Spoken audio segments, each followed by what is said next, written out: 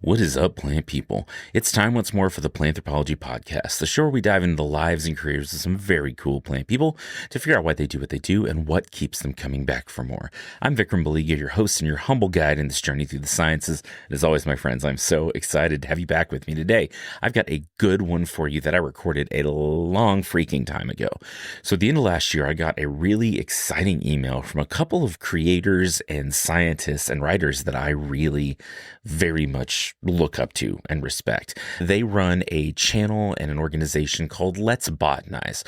So doctors Jacob Souissa and Ben Goulet-Scott reached out to me at the end of 2025 and said, hey, we would love to be on your show. We've got a new book coming up and we want to talk about it. I said, this is amazing. I followed y'all for a long time. I love your work.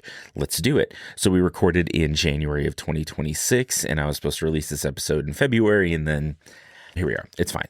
So I want you to know how good this episode is. And guys, if you're listening and when you listen to this, I'm so sorry that it's taken so long for this to get out, but I genuinely believe that it was worth the wait for everyone listening. So Jacob and Ben met in graduate school and have been fast friends since, and have bonded over a passion for getting outdoors and loving nature and finding ways to help other people love nature too. And to that end, they started a great nonprofit called Let's Botanize and a social media channel with the same name. And now a book with the same name, Let's Botanize, 101 Ways to Connect with Plants. Now, this is available on their website right now or anywhere else you buy books, so I hope that you will. We'll talk about that more later in the episode. They cover it in great detail, but I felt talking to these guys like I had found two very kindred spirits. And botanizing, if you don't know, is the hobby of getting outside and cataloging plants, observing plants, taking notes, and getting information on plants in their native habitats. So essentially, it's going out and seeing things where they exist. And it's a great way to learn more about our natural world, to love the ecology and the ecosystems around us, and to combat plant blindness. So this was such an insightful episode and inspiring for me. I loved talking to them when we recorded it, and I loved it even more when I was listening to it through to edit this episode. So you're going to love it as well. So thanks for your patience on waiting for this one to come out. But again, I think it is going to be well worth your wait. So grab a magnifying glass and a notebook and sit down for a wonderful conversation with Dr. Ben Goulet-Scott and Dr. Jacob Souissa of Let's Botanize.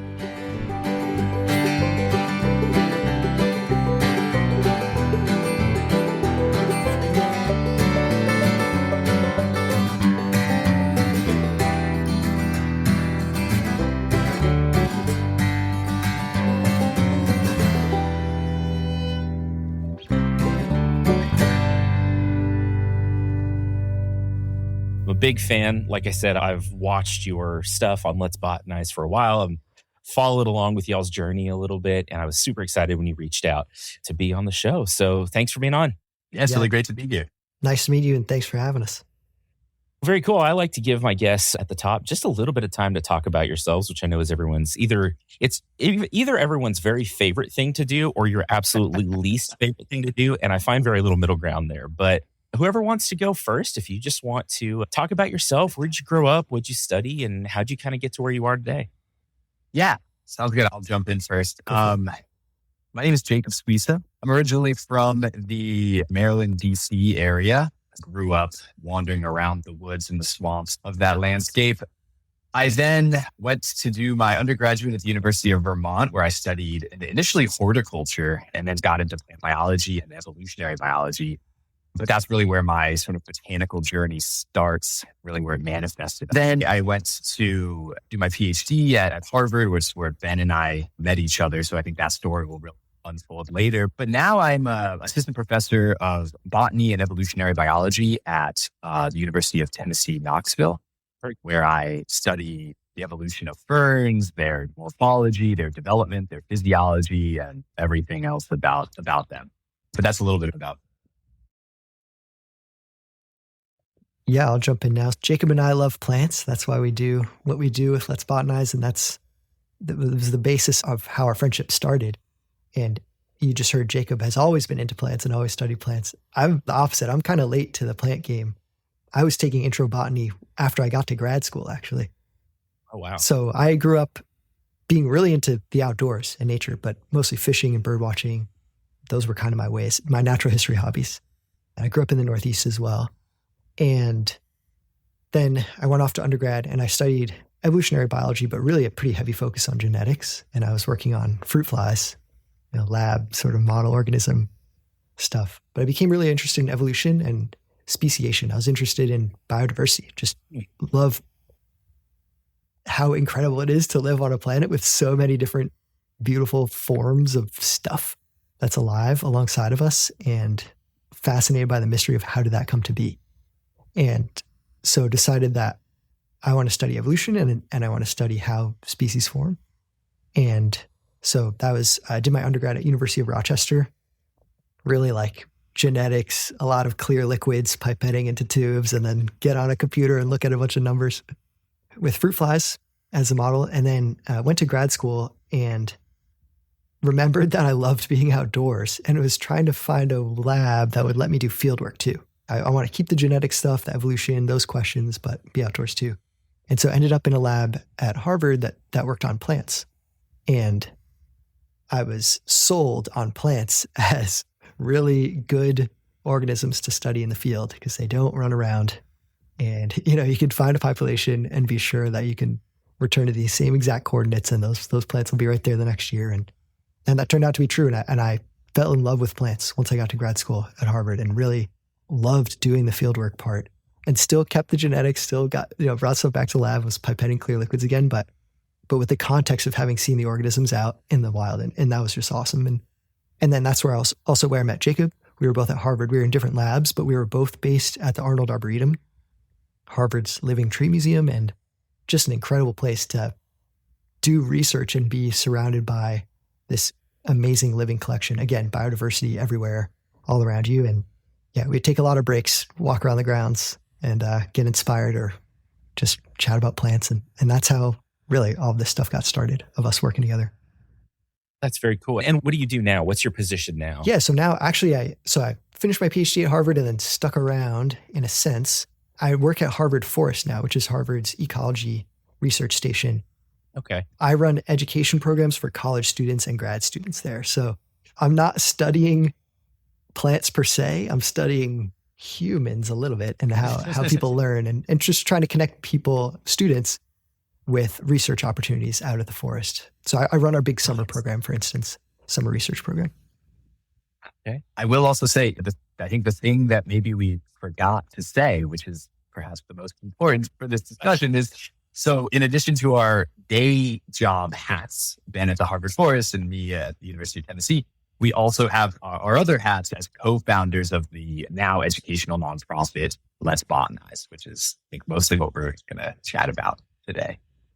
Yeah, absolutely. And that's so interesting. And I like, Ben, you said something about somewhere along the way, remembering that you enjoyed being outside. And we have our first loves that get us into science. We have the kind of thing. I think for a lot of people in our field, in what we do, at some point, I think we come back to that. Oh, there's plants out there. There's trees out there. I can hear birds singing. Fresh air is good for us. And I'd say I'm a little jealous of both of you because I'm looking behind you, Ben, and there's trees out your window and you work in a forest and you've got all these things. And Jacob, you're going did you say Ecuador? Yeah, I'm going to Ecuador tomorrow. I live in like the driest, flattest place in the universe. And so I hear people talk about trees. I'm like, why not me? It's very cool though. But there's also amazing biodiversity as right where you are. The ecosystems of various parts of Texas, state, are incredible, right? So different landscapes for different people. I totally understand your sentiment towards greener pastures, so to say, right?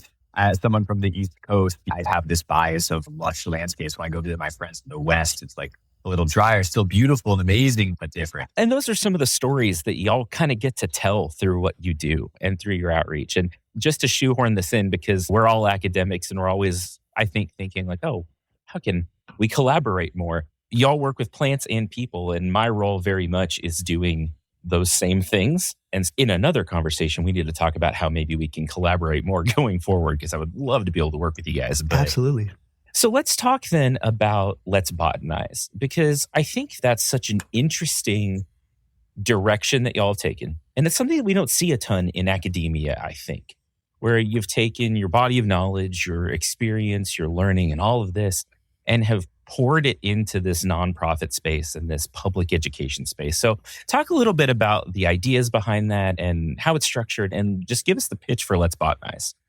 Yeah, I think we'll give you the sort of long arc pitch, not our sort of 1 minute elevation, just because I think the history and the origin of Let's Botanize is really central to understanding the organization, really understanding our mission, right? Which there's sort of multiple scales of it, but the core mission is to spread the hobby of botanizing, right? This natural history hobby of appreciating plants as living organisms. But we started, as Ben was saying, when we were graduate students at the Arnold Arboretum, and in between petting clear liquids in Ben's case, or in my case, looking painstakingly under a microscope, we would botanize the grounds, the landscape of the Arnold Arboretum, which is beautiful, as I think Ben said, living plant museum, which is their term as well.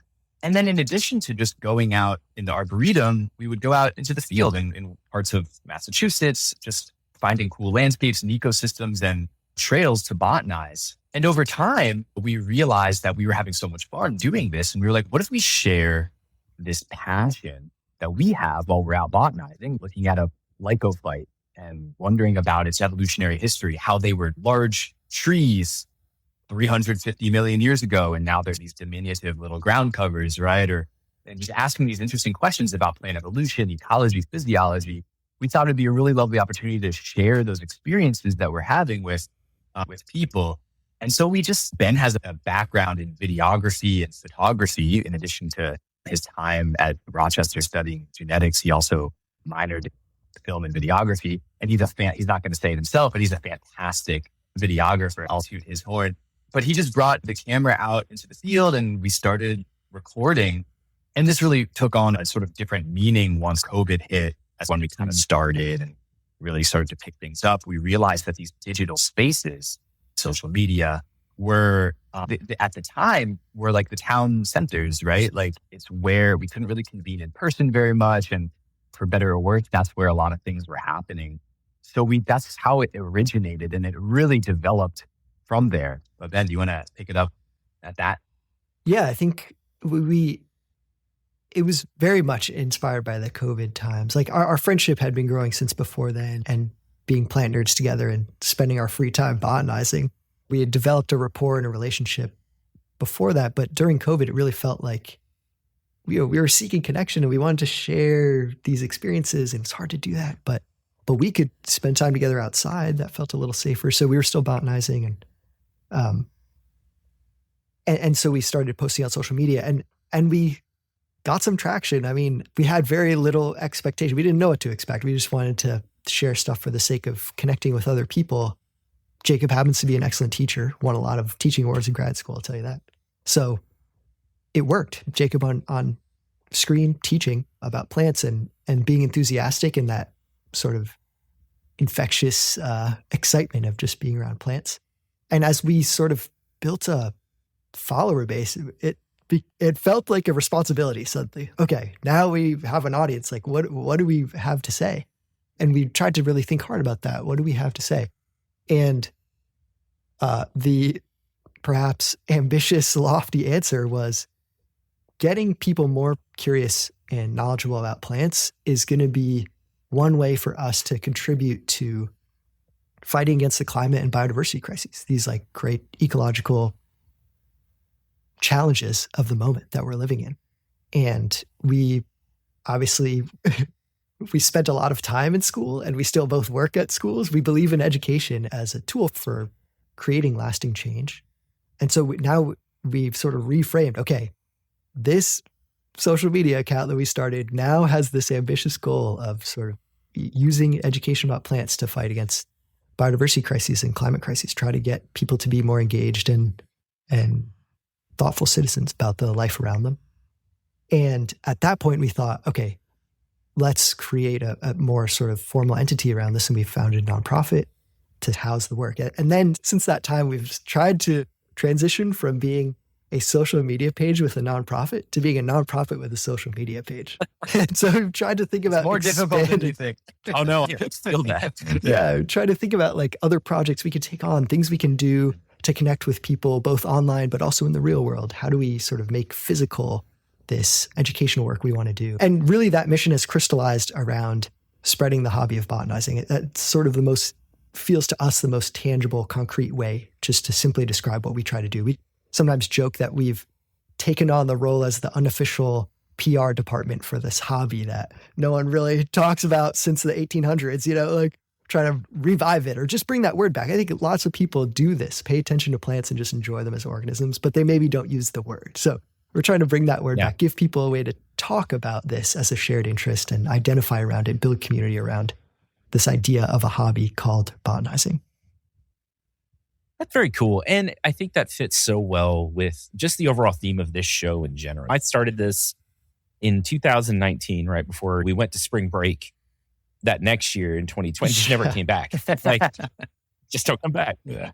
But I was having a conversation with a friend one day, and we were talking just about the ecological history of our region, right? We're prairie up here. The indigenous peoples had profound management tools and things. And we're like, why don't people know this? Why don't people know about the plants that grow around them? And I feel like over time, as humans, as we've started using our phones more and things like that, like we lose our connection with the world around us. And so that's where the name for the show came from. But I love the way y'all talk about this too, that you take complex science, incredibly more complex than I think most people realize, in ecology, in biodiversity, in evolutionary biology, and all of that. And you bring people into it and let them learn about it by way of a fun hobby. And I think that's such a cool way there's so many front doors and there's so many doorways into ecological consciousness. And I think y'all have found a really cool one and a really good one. Yeah. Appreciate it. It's funny, we, in some capacity, we're tricking people, right? You're going to have fun while doing this and you're going to learn as well. But I think to your first point, you hit a nail on the head, right? It's this idea that, so plants are these foundational organisms. And whenever you're dropped in a new environment, whether you're driving across the country or flying to a tropical location, one of the first things you look at to get your bearings are the plants, right? It's like, you're in the tropics if there's a palm tree, right? You're in the prairie with some grass, right? These kinds of things. And it's because, and what you've been doing over the last several years with this is plants are the foundation of all life on Earth, right? We have this little motto at Let's Botanize. We say, care for plants is a care for the planet, right? And it's this idea that, and this is how we link these this small mission of Let's Botanize, which is to spread the hobby of botanizing, which is a very concrete, measurable thing, with this grandiose mission of Let's Botanize, which is combating the climate and biodiversity crisis. And it's through this idea that if you care a little bit more about plants, you can maybe be a better steward of the land. And if that sort of scales up at a cultural level and a societal level and a global level, right? Think about how much better we could be as a global society if we cared deeply about these organisms that are so fundamentally important for survival of everything on this planet. So you kind of hit the nail on the head with that thought. It's something we think a lot about at Let's Botanize. Yeah. And I'll chime in with one more thought, which is, I think your point about we're spending so much time on phones now.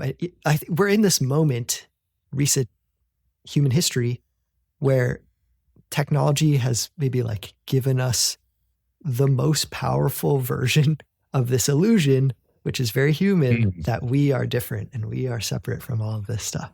And you can just exist separate from it. It will just be commodified for you by some abstract person elsewhere into food in your supermarket. And you can just exist as a human surrounded by technology. But that's such a strange, very recent phenomenon in the history of our species. And one of the reasons that we love natural history hobbies as an idea, or just natural history as a practice, botanizing especially, but all other forms of natural history as well, is that is the more sort of historically fundamental form of human experience. And it's been true for hundreds of thousands of years. And so when we think about doing something like trying to spread the hobby of botanizing, we try to remind ourselves that it's not like we're starting from scratch and no one's ever heard of this and humans have never done it. Humans were botanizing for hundreds of thousands of years, and maybe they didn't call it that, but being really intimately aware of their plant communities around them and all other species around them. And it's something that I think humans are wired to do, and just trying to remind people of that, give them doors back into it that make sense in the 21st century. But yeah, we don't have to do it from scratch. We're just trying to bring something back that's right there under the surface, hopefully. Yeah, and that's such an interesting thought. I heard someone, and I wish I could remember now who it was, but as I'm scrolling through my phone, which is a funny segue into this conversation, but you made a point that it is a very recent occurrence that we're sitting in offices behind screens. And as I'm curious to hear your thoughts on this as people who have studied biology and evolutionary biology and human, to a certain extent, human connection with nature, right? We co-evolved with all of this, right? We're part of everything out there. We are not separate from our ecosystems.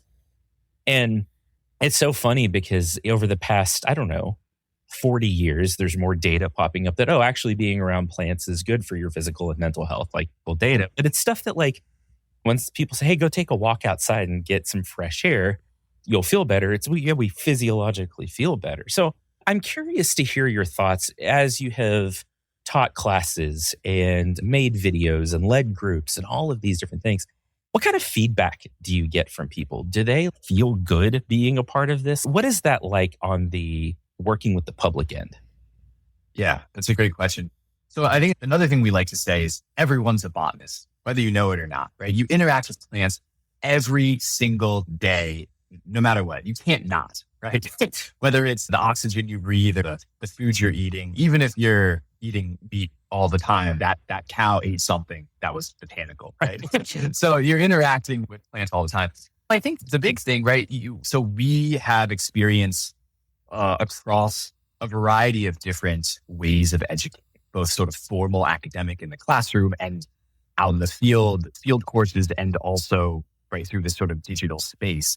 And I think the one thing that we notice a lot is that, as you were saying, just plants enrich people's lives, not just from a utilitarian perspective, right? But it's enriching just purely, right? It's enriching to be able to look at these organisms through a different lens, not as something on my plate, not as something that I'm wearing, right? Not as something that brings me something, but as this other living organism that is so wholly different from me, right? And it just brings a different dimension to your life, right? Maybe a more purposeful one, maybe a more enriching one, whatever. But it's something that we definitely notice in people when we show them clean the window, so to speak, right? Maybe another metaphor would be focus the lens of a camera, right? Once you stop seeing the world, the botanical world, as this green background to life, and actually bring everything into focus and say, oh, that's this species of oak, or that's this species of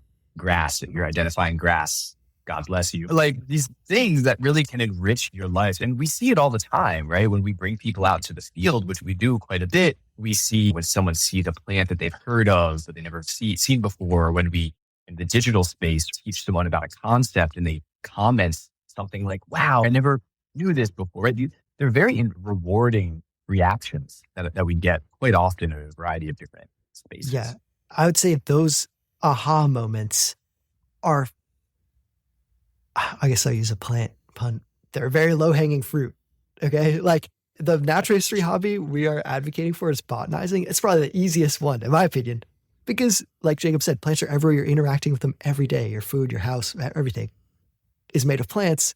And so there's so many of those aha moments waiting for people. And it's very rewarding to get those sorts of comments like, oh my gosh, I never realized that. Oh, I just saw that yesterday. I'm going to go take a closer look. If the natural history hobby we were promoting was like the natural history of deep sea hydrothermal vents, we'd be in a lot more trouble, right? Like we wouldn't just get those aha moments. But plants make it so easy because they're everywhere. They just are sort of the basis for how the rest of terrestrial life works. They're just, those moments are waiting there, and we can just sort of like line up the pieces for people and boom. And that's really fun. Very cool.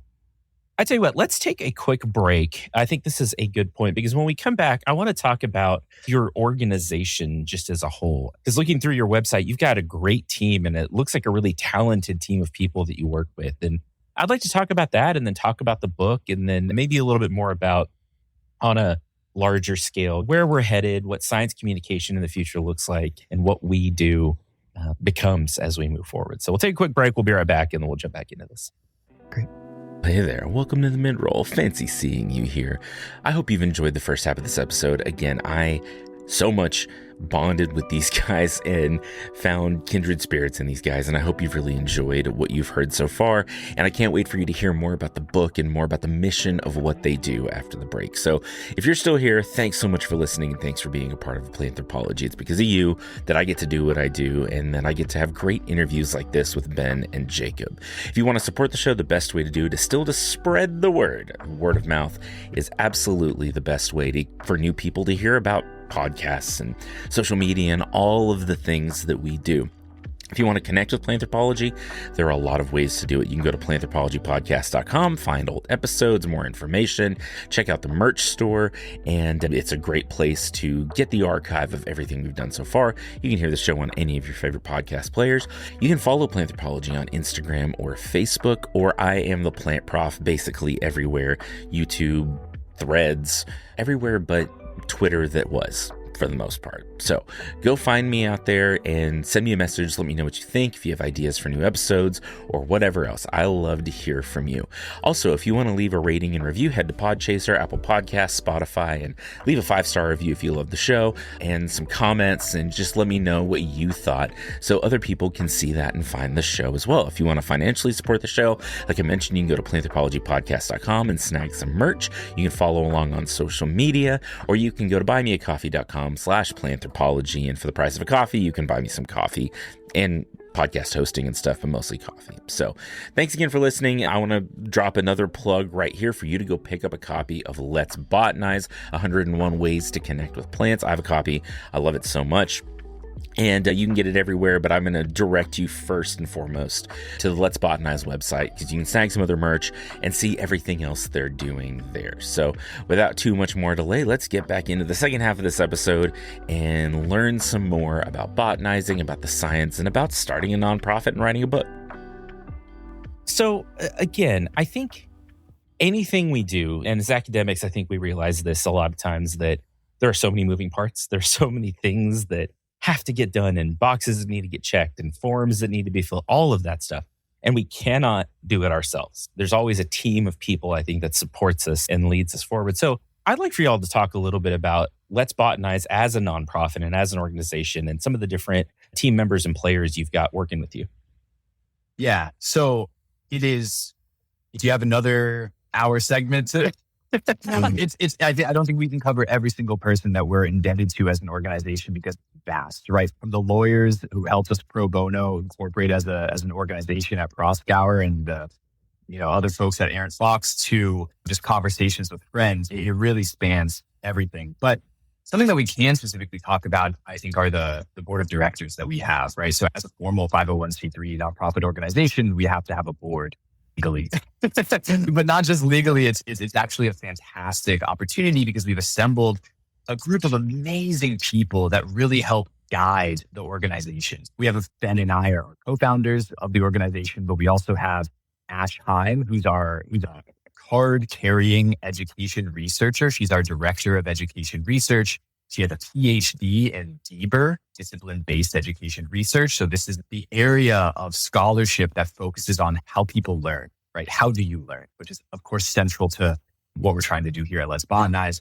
Eric Osula, who, again, is a card-carrying financier. He received his MBA and he's our director of fundraising and development, right? So a lot of what we do at Let's Botanize, it requires money, right? It's just kind of how things work, right? And so Eric is really good at helping us think about how can we package our ideas into sort of meaningful, fundable things, and then figure out how to raise money for that.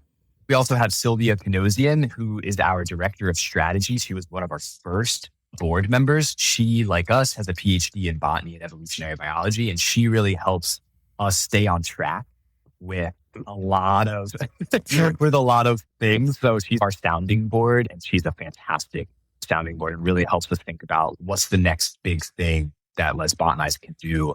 I think we have this new metaphor that Ben alluded to earlier about Let's Botanize that relates to the way that we're transitioning from a social media with a nonprofit to a nonprofit social media. And this metaphor is the metaphor of a rhizome or a branch, right? And so the organization is the rhizome or the branch, and every leaf is a thing. So the social media is one leaf, right? The book is one leaf. The other exciting things, internship program that we have is another leaf off the stem. So Sylvia is really helpful for thinking about how we navigate there. And we have one newest member of the board who's not on the website yet, but then I'll let you introduce that person. Yeah, absolutely. So the newest member of the board is my brother, who is, cool. He's an artist actually, but his undergrad degree is in biology. So his degree's in biology, and now he's about to finish a master's in furniture design actually. So he's become a sort of artist, furniture maker, designer. Very cool. And so has the ability to think an interest in thinking about evolutionary biology, but also tangible products and how do you make things exist in the world that are successful designs. And so he's just recently come on the board as director of creative products. So again, trying to think about different ways that we can interact with people, different ways we can translate our mission, both digitally and tangibly in person, physical objects. So I also want to add one other person. So we ran our first internship program last year, and we had two amazing inaugural interns, Lydia Obtain and Cruz Gouvet, both of whom really pushed the organization in many ways. And we actually currently have Cruz retained as a sort of contractor in some capacity, where he's helping us a lot with behind the scenes things like video uploads onto backlog video uploads, things like that. So he's been integral in a lot of the sort of recent logistics of the organization. That's so cool. And I love that you have an internship program already. That's such a good thing, like training new students to do what you do. But I think it was Jacob earlier who said, as part of this, you're developing a community around what you do. And I think both of you have talked about it, but what a cool community you've built. Right? What a cool team. And I think that's such an important message. And we talk a lot about, and I have conversations with guests and colleagues and students about what do we do, right? We face all these challenges from environment to policy and food shortage in different places and hunger and water, all this stuff, right? All the challenges we face. And I think you look at the, enormity of that. And for a lot of people, it's, you vapor lock at some point, right? It's very scary and overwhelming, but we are creatures of community in so many ways. And I think building a great team and people that you can bounce ideas off of and who can fill those gaps and lift each other up where you can, I think that's such a cool deal. And I think that the way that you talk about your team is very much, and I don't know if you realize that you do this, is very much the way that you talked about the stuff earlier with the ecosystems and how all of you are part of a healthy ecosystem. And I think that's really neat. Yeah. That's a great point. Yeah. Yeah. I mean, I think what Let's Botanize offers all of us on the team is this way, all of us have more skills than just the sort of thing that we bring, but at least in our professional lives, we've developed some skill, and Let's Botanize gives us outlet to really try to aim it towards something that we feel is positive in the world. It's very helpful to have that sort of meaningful work that we are all co-creating, get to work on together. Yeah, that's very cool. And so that, thinking about, Ben, you were talking about products in the world, and that could be a lot of things. It can be, I don't know where it is. I've got a box of stickers sitting around my office somewhere, but like things that we put out, right? Like merch and media, but y'all have a book. And as someone who has run down that road as well, that's a lot of work. First, kudos to you for undertaking that and getting it done. And I was looking at your timeline of writing the book on the website, and you did it very fast, and that's impressive. But talk about that. Talk about the book. Talk about what you're trying to put out into the world through that. Yeah, absolutely. Yeah.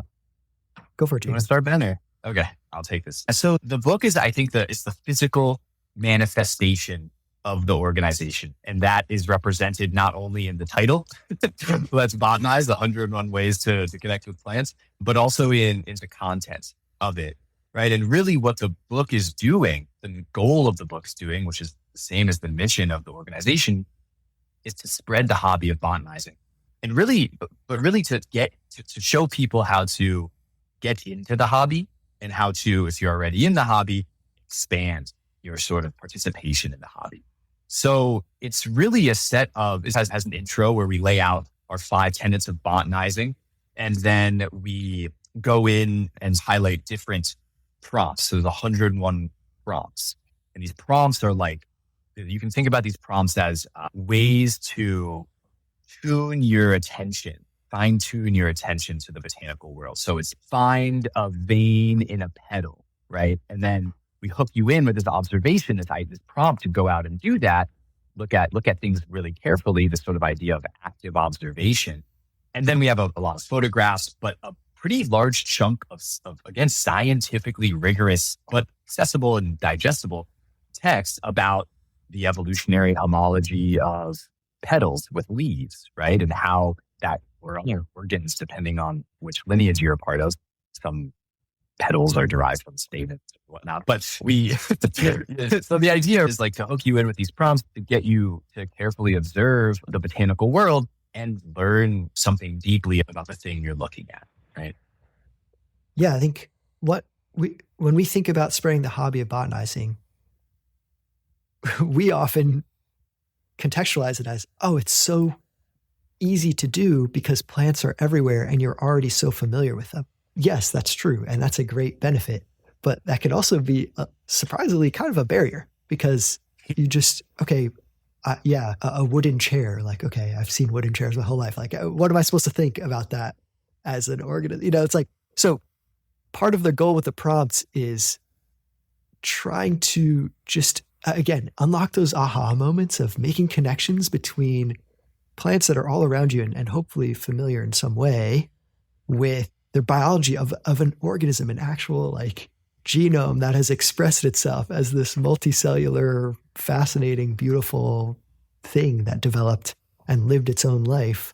So like we have prompts about food. Pay attention to how many different parts of a plant you ate today, that sort of a thing. But then we also have prompts that are, you really got to be out in the woods to do it. So it's a mix, trying to give you sort of a running exercise plan in your head, just anywhere. You don't even have to be outside, but just anywhere you are in the world to pay closer attention to plants. And yeah. And the book is organized into 3 sections. So they're not necessarily equally divided among the prompts, but there's parts, patterns, and perspectives.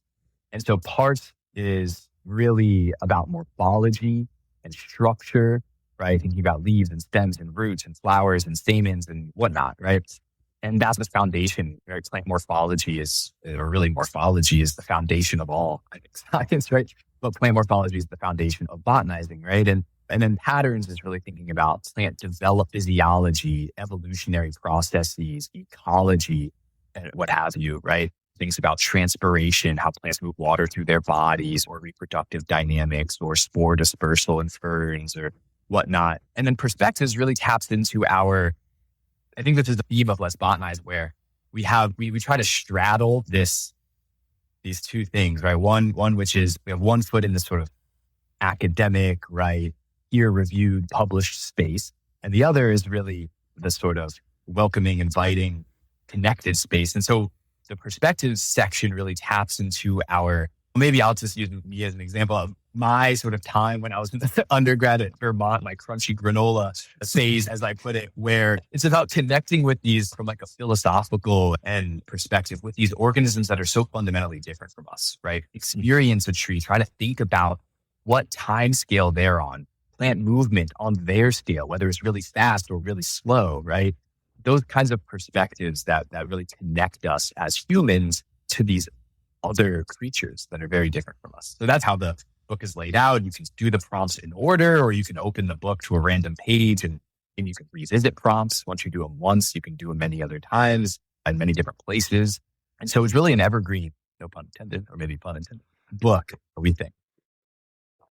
That's awesome. And I like that. What's another way? I'm trying to think of another way to say that. It has a lot of replay value. I played a lot of video games in college, but yeah, that is nice. And what I love about the way you said that is like you can apply it in different places, because from where any of us are sitting or standing, like if you go 10 miles in any direction, you're in a unique ecosystem, right? It's even if it's mostly the same, there's going to be things that are different. And I think that sort of process of discovering the world around us is something we should do everywhere we go when we travel. I think it drives my wife crazy because we'll be at a zoo or be at some beautiful place and I'm staring at trees or looking at whatever because I'm a nerd. But you get it. You get it. Yeah, we know the feeling. Yeah, my wife was a wildlife major, and so she studied museums and collections and things in college. Lots of worked at a science museum about 12 years. But yeah, we'll go to the zoo, and she's, hey, look, there's a lion right there, and I'm like, yeah, but have you seen this oak tree? Oh yeah, yeah. No, that's so cool. And like you said, I think having, and there's something to be said, and this is maybe me being a purist, or maybe I'm just getting old. I don't know. There's something to be said for actually having a paper book that you can hold. There's something about that. I do a lot of audiobooks. I'm a busy academic guy, but I still love turning a page. I love that tactile because all of our senses are so involved in this discovery process. I like that there's a hard copy thing that you can carry around with you. Yeah, that's one of our 5 tenets of botanizing is use all of your senses. And there is something about, especially the idea that this might be a book you take on a hike or to do outdoor activities when you might be intentionally trying to unplug. Having it not be digital is hopefully powerful. It's important to us, certainly. There's a tension or a tension that we feel, I'll call it, posting on social media, but with the intent of getting people to maybe put down their phone after, or at least give you some ideas of things to pay attention to once you do put away the phone. Yeah, the irony doesn't evade us, right? This idea of like we're trying to spread the hobby of botanizing, which is often, it doesn't have to be. There are some interesting things we can discuss, but it's an in-person physical thing, right? We're out in the field or in the kitchen or whatever, but touching and looking at plants. And we're doing it primarily on social media, right? Which is has such a bad rap, right? For all the things that we don't need to go into now. But this is the physical book is really part of the broader goal of Let's Botanize, of diversifying the ways that we interact with people, right? So we are indebted to social media for growing our organization as it did, which is part of that is like hooking you into it, right? Getting you addicted not only to seeing things, but actually to receiving the feedback and posting things. That's a whole other side of it, right? But we're indebted to social media in that capacity for spreading the word, and it's a good word, of botanizing.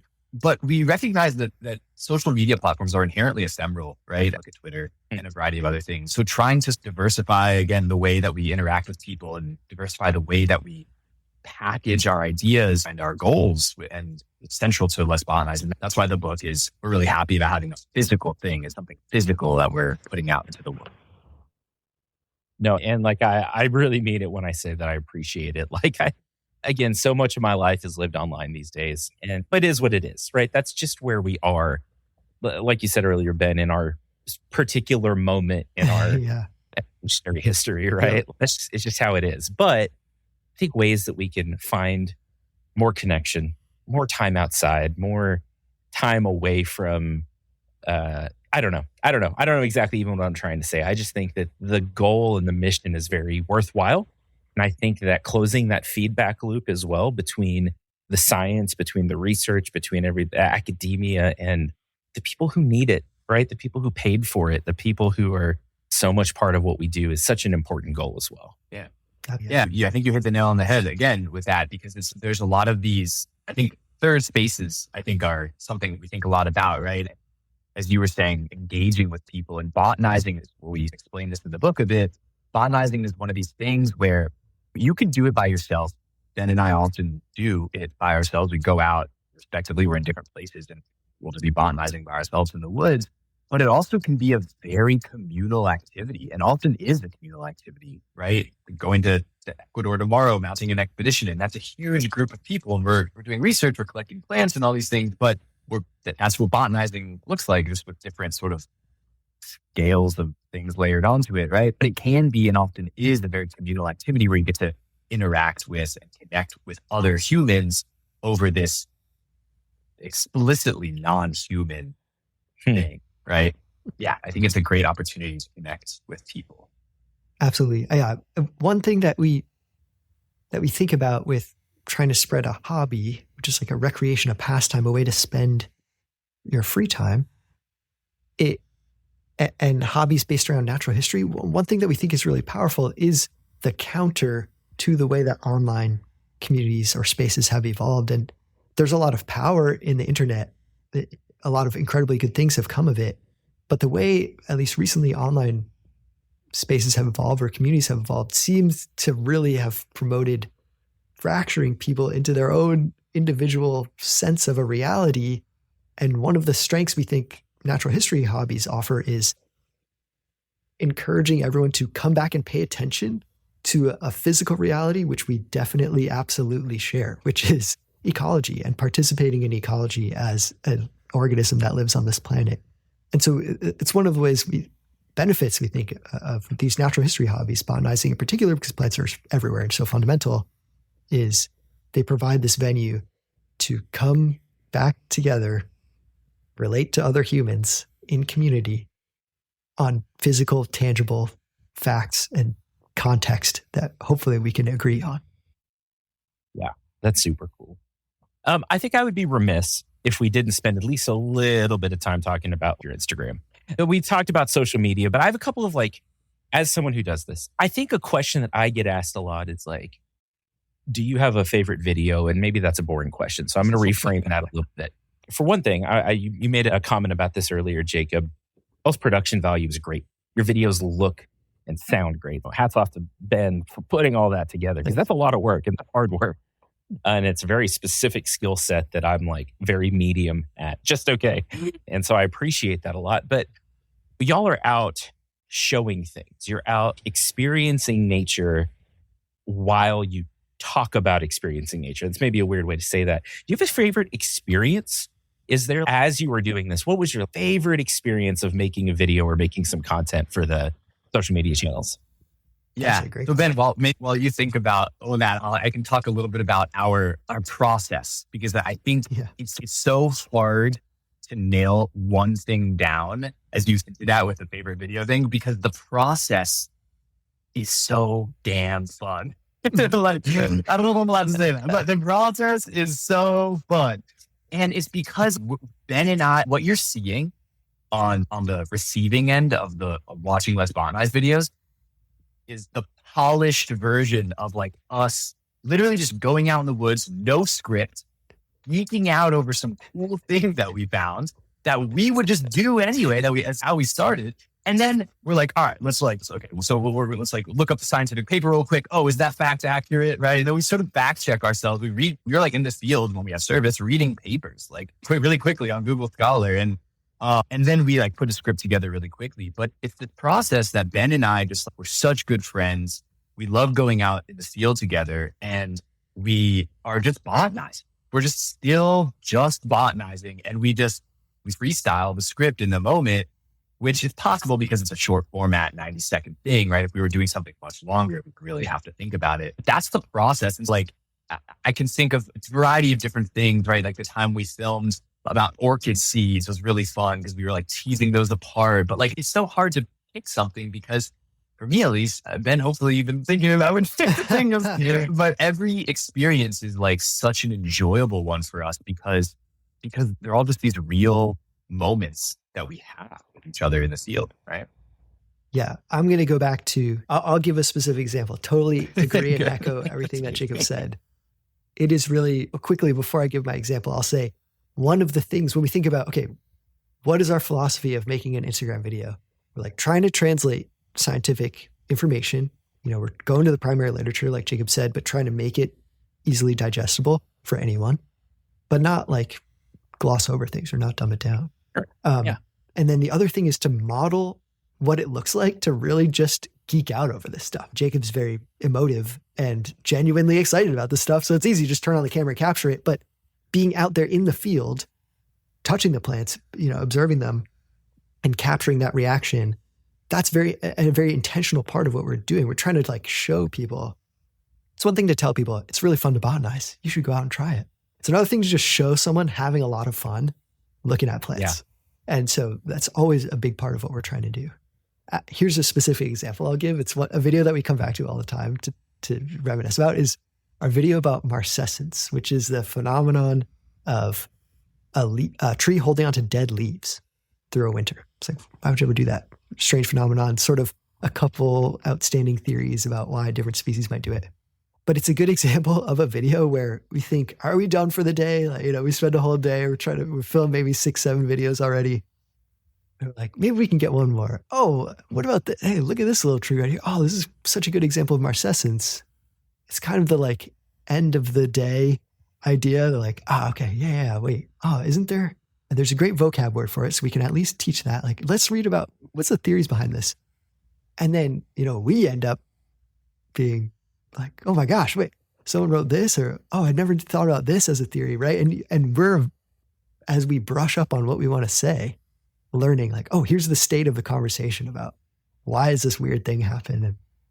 And Marcescence is also a perfect example of something that was an aha moment, I think, for a lot of people, because a tree with dead leaves on it, it was like the least interesting plant observation you could imagine. But when you stop to think about it for a second, it's like, wait, isn't that a deciduous tree that was supposed to drop those leaves? Why are they still on there? And it opens up this mystery. It's like, I have seen that. Okay, and now I have some more context for understanding why that's fascinating. So I know I'll get yelled at by listeners if I don't make you explain why trees do that. So give me there are a variety, as Ben said, there are a variety of different hypotheses for why they do it. So you see it a lot in the Souissa, right? So oaks and beeches in particular, young beeches, actually, smaller beeches. Mm-hmm. So many different hypotheses. And one thing is that there's not one hypothesis for all the different beeches that do Marcescence, right? So it could be many things. But let's just say beeches, for instance, several hypotheses. One is that it sort of allows you to, anthropomorphizing the tree for a moment. But one hypothesis is that it allows the tree to uptake as many nutrients from those leaves as possible, right? Before they senesce off. You've seen many leaves that are somewhat green still on the ground, right? From other trees, and those that you can imagine that tree didn't sort of uptake all those nutrients. That's one hypothesis. Another is that it makes it more difficult for herbivores to chomp on the branches or mess with the branches. Another is that all of the leaves fall in the spring and then they decompose, which provides a sort of natural compost layer there. So there's a variety of different things. Let me add the one other detail to that last idea about drop your leaves in the spring. You get some compost for the tree organism, but you also sort of mulch and shade out, suppress potential competing things that are trying to germinate at that time. But a bunch of different ideas. Depending on the species, probably some or multiple of those apply, right?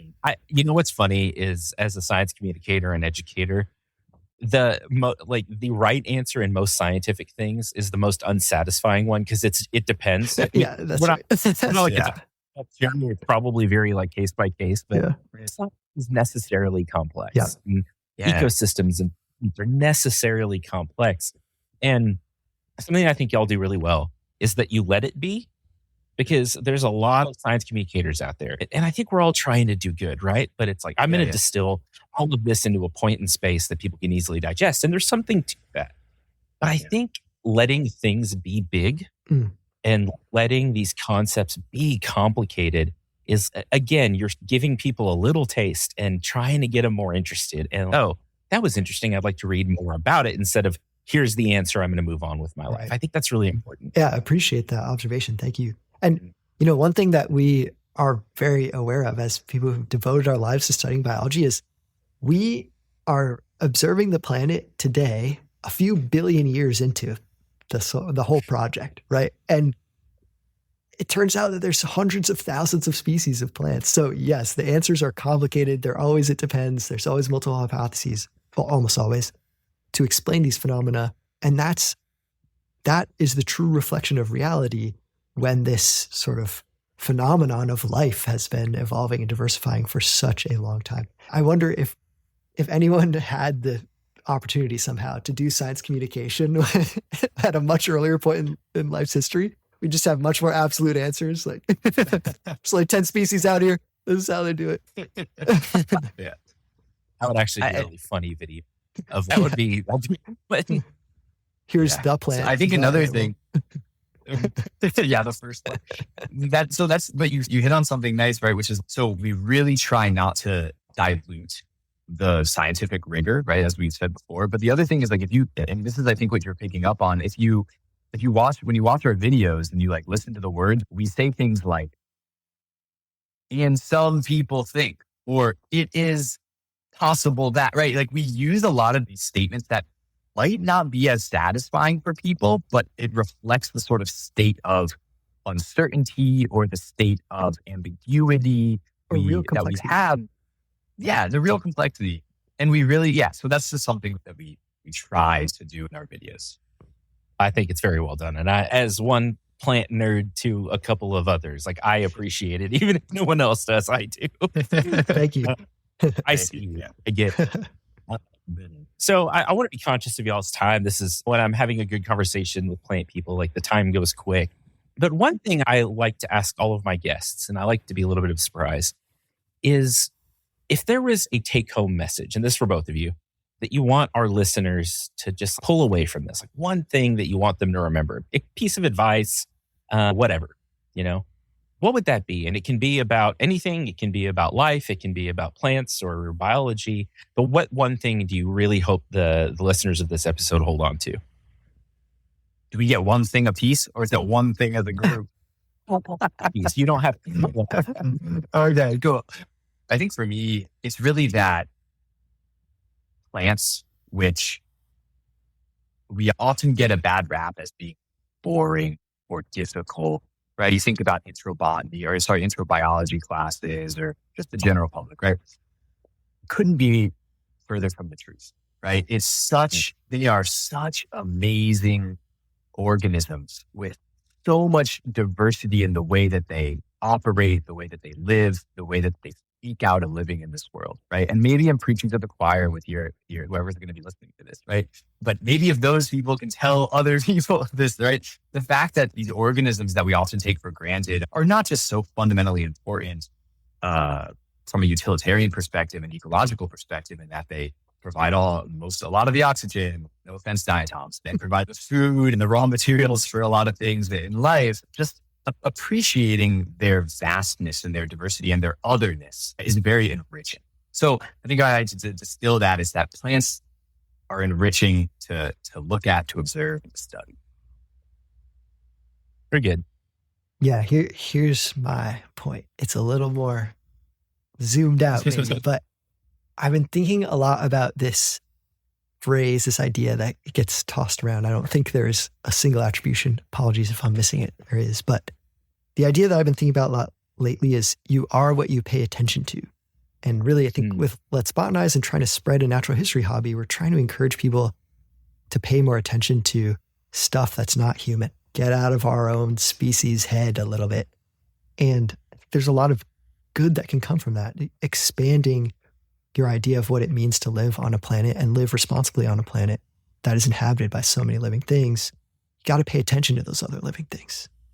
So yeah, you are what you pay attention to. And that's really, I think all educators and science educators are trying to help people calibrate their attention, expand their attention a little bit, grow some curiosities to aim their attention at different things about this cool planet. That's really good. I'll think about that for a while. Yeah, that'll wait. And I think my diatom listenership is fairly low, so I think we're safe. Good. Guys, I have thoroughly enjoyed talking to you again. An hour goes quick, and we'll maybe have to try to find a time to do this again sometime, because it's really been a pleasure. Yeah, likewise. Super fun. It's been great. So we've talked about it, but plug all your stuff. Where all can we find y'all, and where do you want people to look you up? For sure. Yeah, so Go for it. You want to go ahead, Ben? Okay. So maybe we can start that from the top. Yeah, you can find us on social media at Let's Botanize, one word.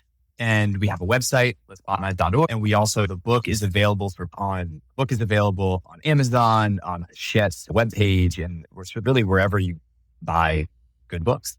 So yeah, that's where we're at. Very cool.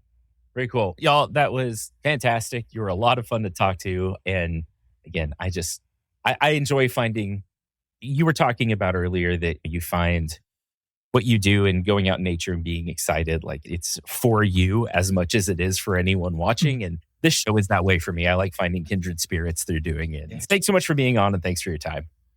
Yeah. Thanks for having us, Vikram. It's been great to talk. I actually can't imagine much better advice than that when we're talking about learning more about the world around us, is to go out and do it, to go find a way to connect and to learn more about botany and nature, and then just to pay attention. Paying attention and showing up are so important for anything in our lives, but especially if you want to be better stewards, better friends, better partners, whatever it is that we are, just show up, pay attention to the world around you, and we are all going to be better off for it. Thanks so much again to Ben and Jacob for their time and their patience with this coming out, but most of all for their passions and their hearts for this stuff and their love for nature and their ability and their passion for spreading nature to other people. Thanks again for listening to Planthropology. It is again because of you that I get to do what I do. Planthropology is hosted, written, directed, all of those things. Directed? Whatever. Produced by me, yours truly, Vikram Baliga. Our intro and outro music is by the award-winning composer Nick Scout, and our mid-roll music is by my good friend Rui and his lo-fi dad jazz beats. So stick around. We've got so much more good Planthropology coming up over the next year. Keep being curious, keep exploring, keep being kind. If you have not been kind to the people around you, now's a pretty good time to start. With everything going on, today's the day. Keep being good, keep being cool, plant people, and I will see you next time.